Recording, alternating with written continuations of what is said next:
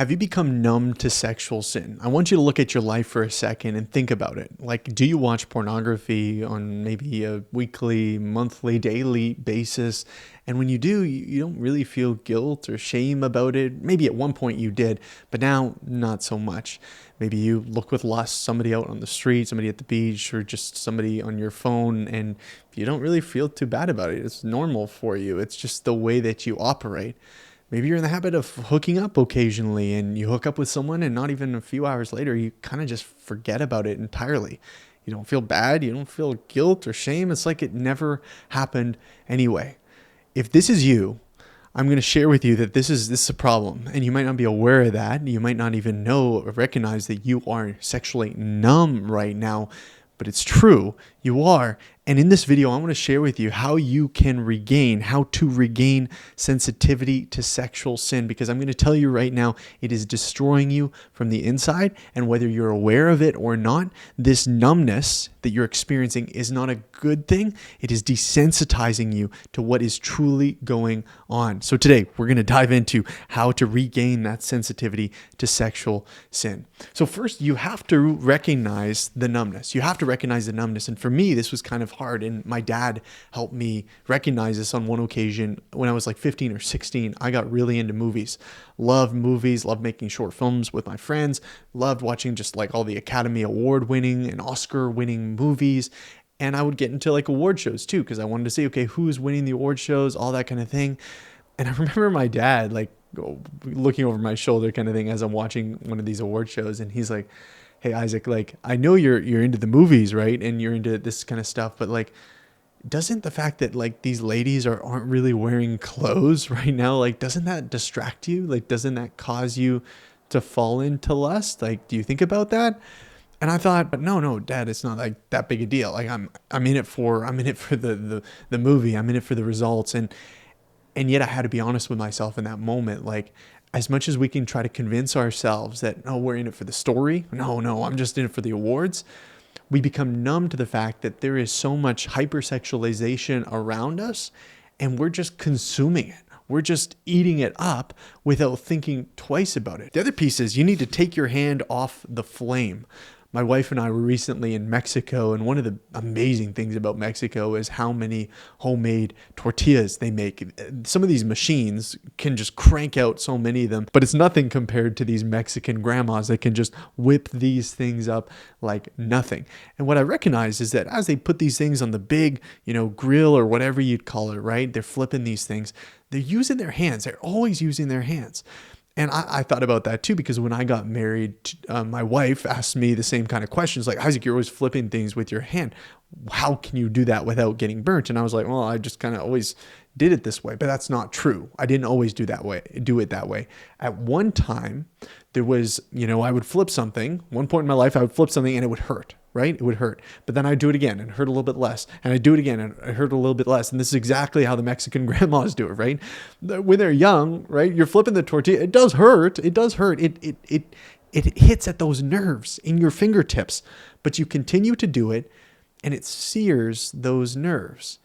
So you're not experiencing that pain anymore. You're not experiencing that heat, that flame. So what does this have to do about sensitivity to sexual sin? Well, it's because we are constantly being exposed to the flame. We are constantly being exposed to that which should make us experience some sensitivity. Oh, okay, that's something. Okay, well, what's that there? But because we're so overstimulated in a way, that sensitivity dissipates. So we become numb to it. Your nerves have been damaged and no longer are signaling the danger that is in front of you, the heat. We need to take our hand off the flame, the thing that's burning us, the content, the things that we're consuming that continue to desensitize, to sear our nerves, to sear our conscience. Sexual sin really changes the way that we see the world. Porn specifically, if you're watching it on a consistent basis, it creates like a lens that you see the world, but it's a bad prescription. It distorts everything that you're seeing. We all know this is true, and we all know we should take our hand off the flame, but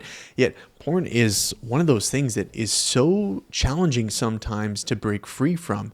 But that's where today's sponsor, Relay, comes in. Relay is a program that is designed to help you break free from pornography once and for all. It's not just an accountability software, it's a holistic approach to helping you find real and lasting freedom and building healthy habits. The Relay app is super cool and beautifully designed. When you sign up, you're going to be placed in a team chat, and this is a group of people that are working towards the same goal that you are. Relay also has a daily check-in where they remind you of your goals and help you walk through the habits, the healthy habits that you are building, and they track your progress as well. If you want to be done with pornography once and for all, I cannot recommend Relay enough. Get started today. If you click the link in my description or scan the QR code here, you can get 7 days free. Be sure to use the code IsaacD. Don't try to do this all on your own. Find help with Relay. So when you pull back from the flame for a little bit, something amazing begins to happen. Those nerves, those sensitivities begin to come back. But people will still say, well, I'm still tempted. I still want to go towards all those things that I used to do, right? Pornography, hooking up, all those sexual things that, we as humans, as fallen humans, want to partake in. We still have an appetite for those things. Well, here's the thing. Your taste is formed by what you consistently consume. Your taste or your palate is formed by what you consistently consume. So what have you been consistently consuming? You've been consuming the things of the world, this hypersexualized culture that we find ourselves in. You've been consuming that, and your taste and your palate has been formed by that. So what are you wanting? You're wanting more of that. You're craving that stuff. Here's the thing. Cheap sexuality is junk food for the soul.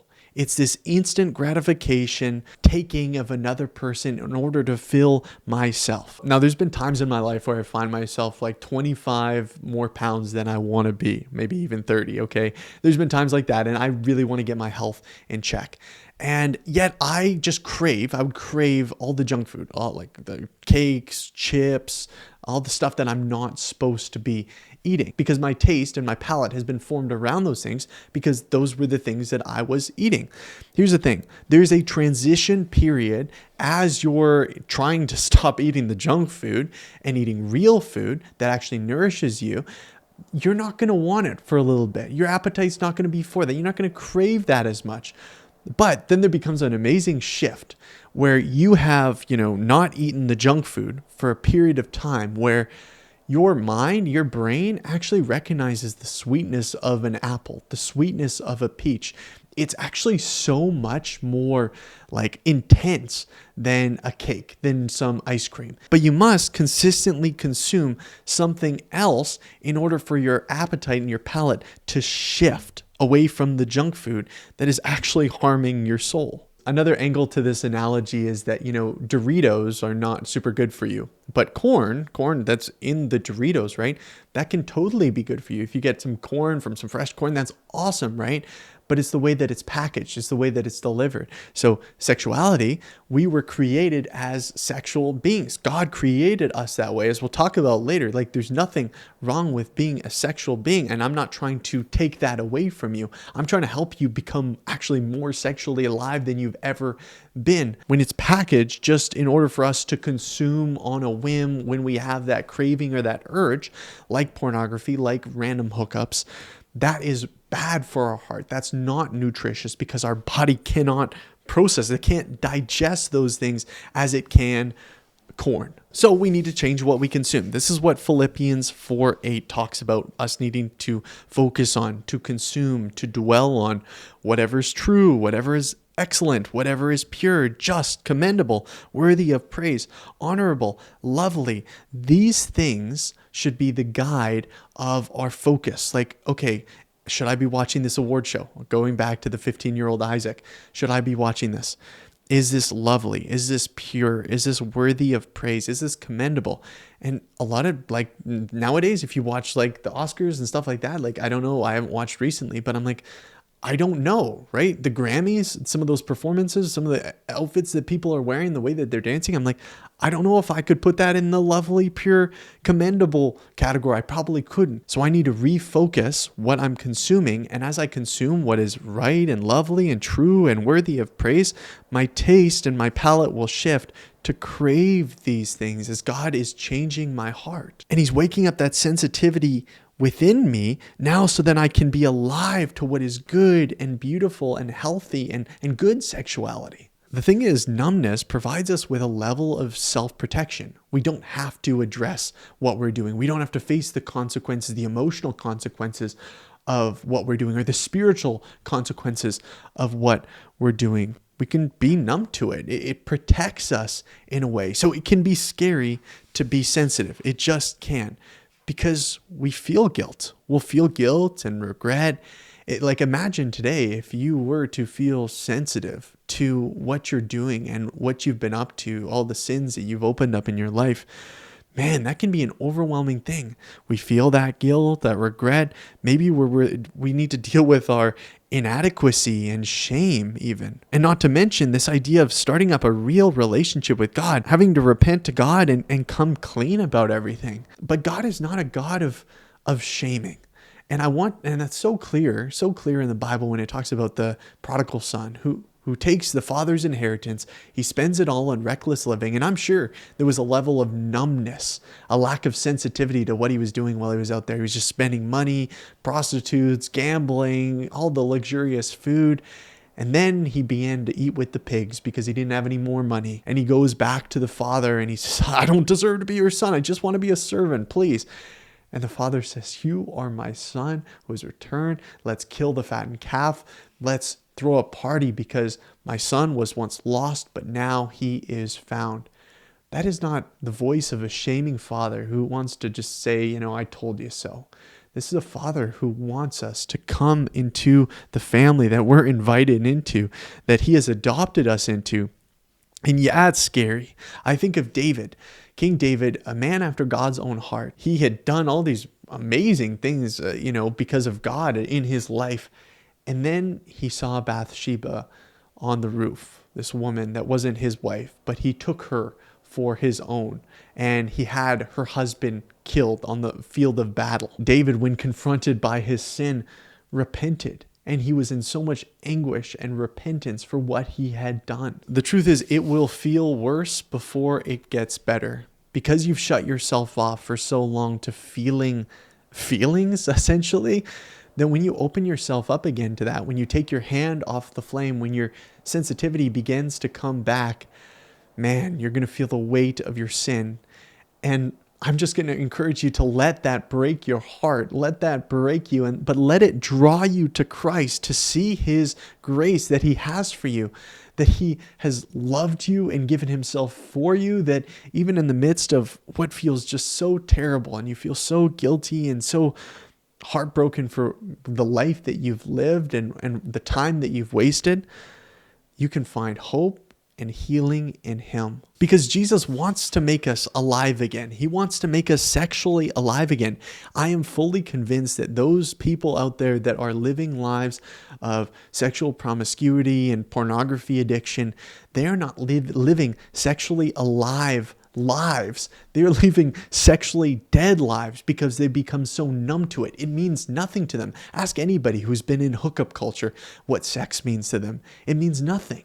It's not beautiful. It's not transcendent. It's just frivolous taking, sexual pleasure, instant gratification. God made your sexuality for so much more than that. That when you find your wife or your husband, you could open that door for them, that you too would be able to fully experience this beautiful gift that God has given us. I want that desperately for you. So today, rebuke the life that you've been living. Rebuke the sins that have become so normalized in your heart. Ask God to make you sensitive to them once more. Consume what is right, what is true, what is worthy of praise, and see your heart become alive again. Become present and aware to God and to sin and to your life. And it might seem scary, but to me, it's way more scary to live your whole life numb. Thanks for watching this video. Thanks for Relay for sponsoring it. And until next time, God bless.